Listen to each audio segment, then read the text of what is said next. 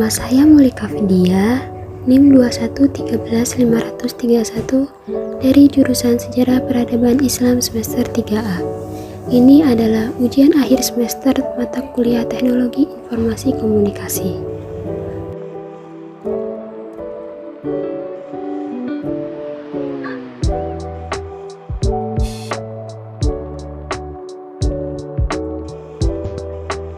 Halo, jadi di sini saya akan membahas mengenai teknologi televisi digital.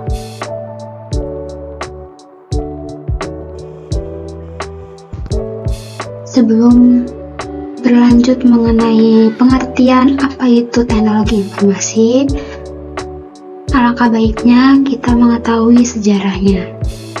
Yang pertama ada masa prasejarah, di mana teknologi informasi ini dikembangkan manusia. Pada masa ini berfungsi sebagai sistem untuk pengenalan bentuk-bentuk yang mereka kenal, di mana mereka ini menggambarkan informasi yang mereka dapatkan pada dinding-dinding gua tentang berburu dan binatang buruannya. Pada masa ini pula, mereka mulai melakukan identifikasian benda-benda yang ada di lingkungan sekitar. Kemudian mereka lukis pada dinding-dinding tersebut karena kemampuannya mereka itu dalam berbahasa hanya berkisaran bentuk suara dengusan atau isyarat sebagai bentuk komunikasi mereka pada masa ini.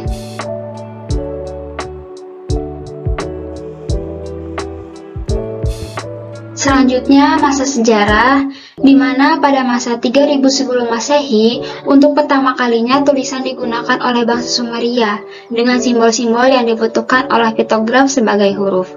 Simbol atau huruf-huruf ini mempunyai bentuk bunyi yang berbeda, sehingga mampu menjadi kata, kalimat, dan bahasa. Pada 2900 sebelum Masehi, penggunaan huruf ini pada bangsa Mesir kuno, di mana bahasa ini mempunyai simbol, setiap ungkapan diwakili oleh simbol yang berbeda. Ketika digabungkan menjadi satu, akan mempunyai cara pengucapan dan arti yang berbeda. Bentuk tulisan dan bahasa ini lebih maju dibandingkan dengan tulisan bangsanya Sumeria.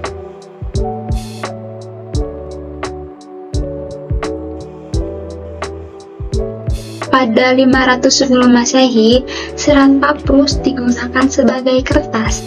Kertas terbuat dari serat pohon papyrus yang tumbuh di sekitaran Sungai Nil, menjadi media penulis atau media informasi yang lebih kuat dan fleksibel dibandingkan dengan lempengan-lempengan tanah yang dari sebelumnya digunakan sebagai media informasi.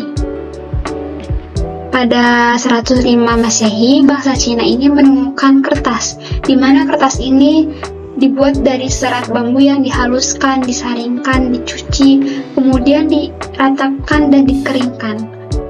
Bahwasanya penemuan ini juga memungkinkan sistem pencetakan yang dilakukan ini menggunakan blok kayu yang ditoreh dan dilumuri oleh tinta-tinta yang kita kenal sebagai sistem cup.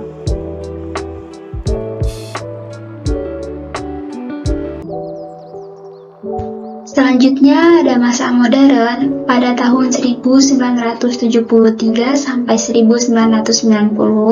Istilah internet ini diperkenalkan dalam sebuah paper mengenai TCP/IP. Kemudian dilakukan pengembangannya sebuah protokol jaringan, lalu dikenal dengan nama TCP/IP yang dikembangkan oleh grup ARPA. Selanjutnya pada tahun 1981, National Science Foundation ini mengembangkan backbone yang disebut CSNet dengan kapasitas 56 untuk setiap institut dalam pemerintahan. Kemudian pada tahun 1986 ini mengembangkannya sebuah server yang berfungsi sebagai alat koordinasi, di mana terdapat ARPANET, DDN, dan Internet Gateway.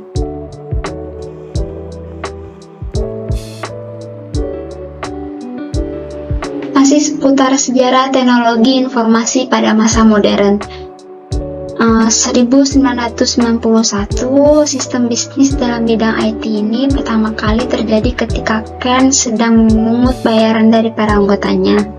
Tahun 1992, pembentukan komunitas internet, lalu diperkenalkanlah istilah World Wide Web.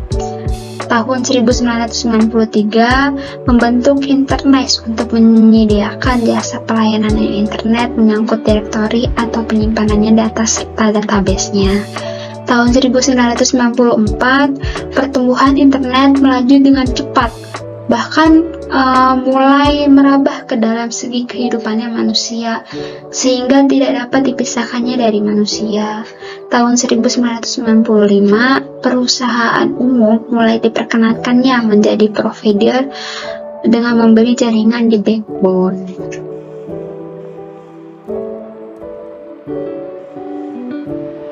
Perkembangan teknologi informasi.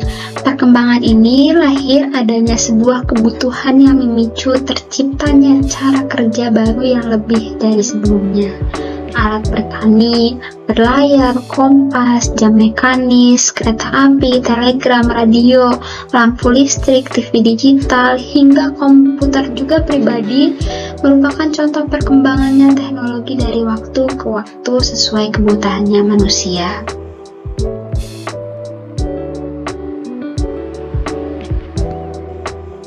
Pembahasan sekarang yaitu pengertian teknologi informasi. Teknologi adalah seluruh sarana yang kemudian menyediakan barang-barang yang dibutuhkan bagi kelangsungannya serta kenyamanannya bagi manusia. Tidak hanya itu pula, teknologi juga berfungsi sebagai ilmu pengetahuan yang mempelajari mengenai keterampilan dan menciptakannya alat, sehingga metode pengolahannya juga untuk menyelesaikan berbagai pekerjaannya manusia.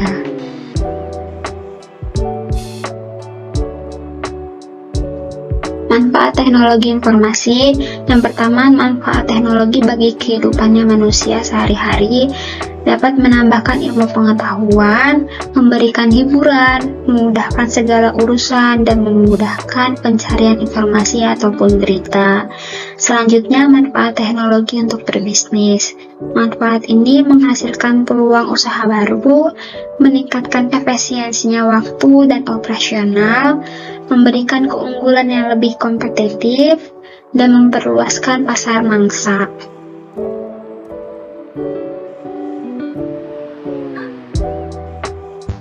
Ada pula manfaat teknologi informasi dalam pendidikan. Yang pertama, memperluas wawasan siswa dan guru. Yang kedua, membantu siswa dan guru.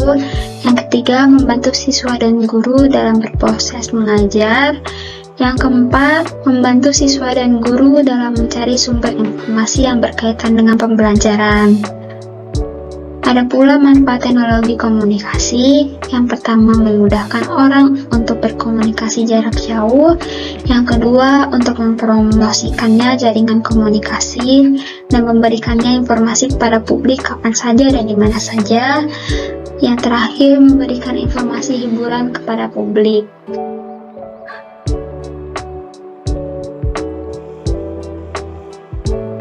Manfaat teknologi digital, periklanan, pendidikan, transportasi, televisi, komunikasi, dan media pengarahan. Manfaat teknologi transportasi, meningkatkannya keselamatan transportasi, meningkatkannya efisiensi sistem transportasi, dan dapat meningkatkannya aksesibilitas lalu lintas.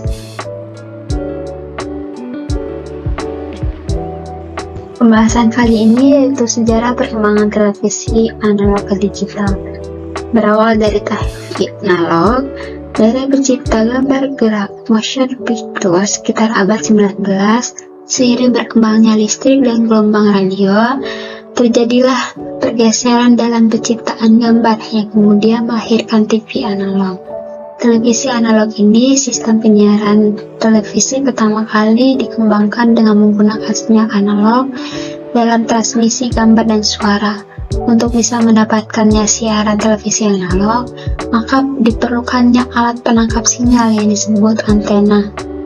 Sistem paling awal pada televisi analog ini adalah sistem televisi mekanik untuk menggunakan cakram yang dilubangi oleh pola tertentu untuk memindai gambar. Salah satunya yaitu National Television System Computer. Pada tahun 1884, NIPCO membuat piringan metal kecil yang dapat berputar dengan lubang-lubang di dalamnya. NIPCO berhasil menciptakan sebuah alat untuk proyeksi gambar dengan tenaga listrik dan pancaran gelombang radio. Temuan NIPCO ini kemudian disebut dengan cakram NIPCO, yang kemudian dipatenkan di tahun yang sama. Cakram NIPCO ini melahirkan televisi mekanis, yaitu gambar kecil yang dibentuk oleh elemen-elemen tertentu, di mana ini akan membentuk gambar ketika diputar secara mekanis dengan lingkar spiral.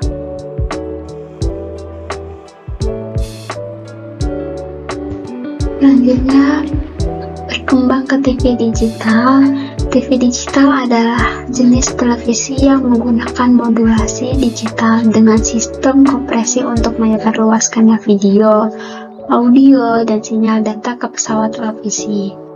Pada awal pengoperasiannya, sistem digital ini umumnya disiarkan secara bersama dengan siaran analog sebagai masa transisi sekaligus uji coba sistem tersebut untuk menemukannya hasil penerapan siaran TV yang paling ekonomis dan sesuai kebutuhan.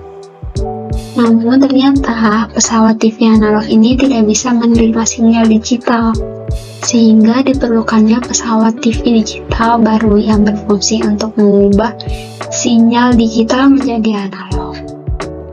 Proses perpindahan dari teknologi analog ke digital sendiri itu membutuhkan sejumlah pergantian perangkat, baik dari sisi pemancar atau sisi penerima siarannya. Begitu frekuensi radio ini digunakan untuk televisi analog dapat difungsikan pada penyiaran televisi digital.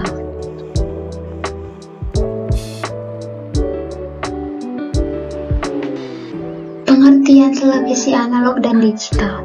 Televisi analog adalah teknologi televisi yang memanfaatkan sinyal analog untuk mentransmisikan video dan audio. Dalam siaran TV analog, video ditransmisikan menggunakan amplitude modulation dan suara adalah ditransmisikan via frekuensi modulation.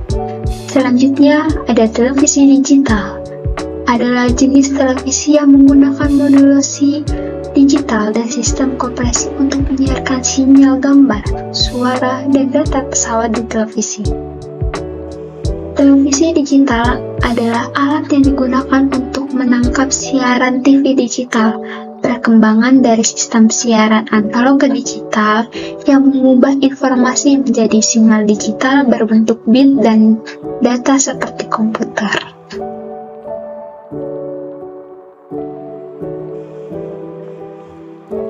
Ada pula kekurangan dan kelebihan televisi digital. Kekurangan dari televisi digital bagi beberapa orang yang masih awam tentang teknologi digital mungkin akan kesulitan dalam berproses.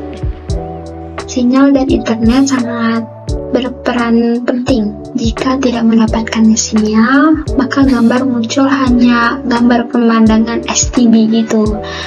Jangkauan siaran setiap daerah itu akan mengalami perbedaan dan jumlah sinyalnya yang bisa ditonton. Bahkan tidak semua stasiun TV ini menyiarkan siaran digital. Kelebihan dari televisi digital yaitu memiliki kualitas gambar yang lebih baik sehingga lebih nyaman untuk ditonton. Tidak ada tampilan buram seperti semut yang ada di TV analog. Suara yang dihasilkan dari TV digital lebih jernih daripada yang dihasilkan TV analog, karena TV digital dapat meminimalisirnya noise dengan lebih baik. TV digital dapat menerima siaran TV bahkan dalam keadaan bergerak loh. Berbeda dengan TV analog yang jika digerakkan maka akan membuat gambar tidak stabil.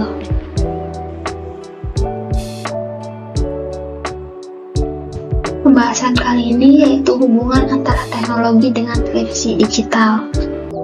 TV digital ditunjang oleh teknologi penerima yang mampu beradaptasi sesuai dengan lingkungannya. TV digital memiliki peralatan suara dan gambar berformat digital seperti yang digunakan kamera video. Teknologi analog mulai redup ketika kamera dan perangkat editingnya sudah mengadopsi teknologi digital.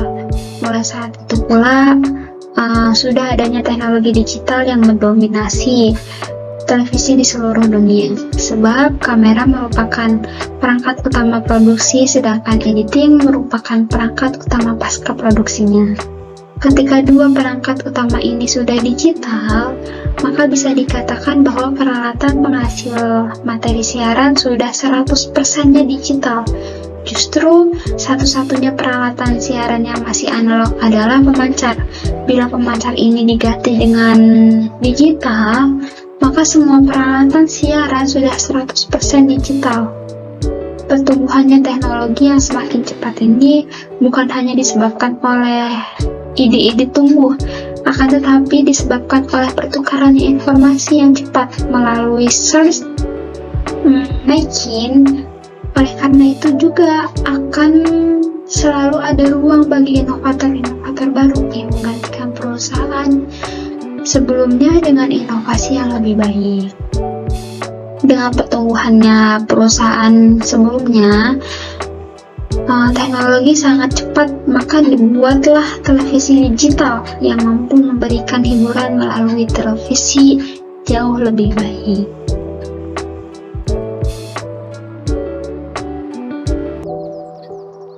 Manfaat siaran televisi digital. Yang pertama, TV digital digunakan untuk siaran interaktif. Masyarakat dapat membandingkan keunggulan kualitas siaran digital dengan siaran analog, serta dapat berinteraksi dengan TV digital. Teknologi siaran digital menawarkan integrasi dengan layanan interaktif di mana TV digital memiliki layanan komunikasi dua arah layaknya internet. Yang ketiga, siaran televisi digital dapat diterima oleh sistem penerima televisi tidak bergerak maupun sistem penerima televisi yang bergerak.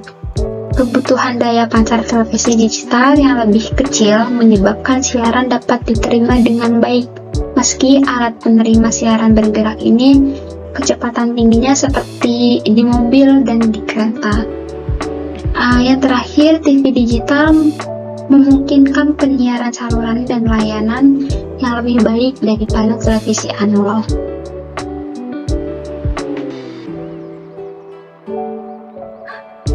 Kesimpulan dari materi ini bahwasannya sistem penyiaran televisi digital yang ada di Indonesia ini dibagi berdasarkan kualitas penyiarannya, manfaatnya, dan keunggulan TV digital tersebut, di mana TV digital dalam perkembangannya ini memiliki karakteristik yang berbeda-beda di tiap area penyiarannya. Televisi digital memiliki banyak keunggulannya loh. Salah satunya yaitu memiliki kualitas gambar yang lebih baik sehingga lebih nyaman untuk ditonton.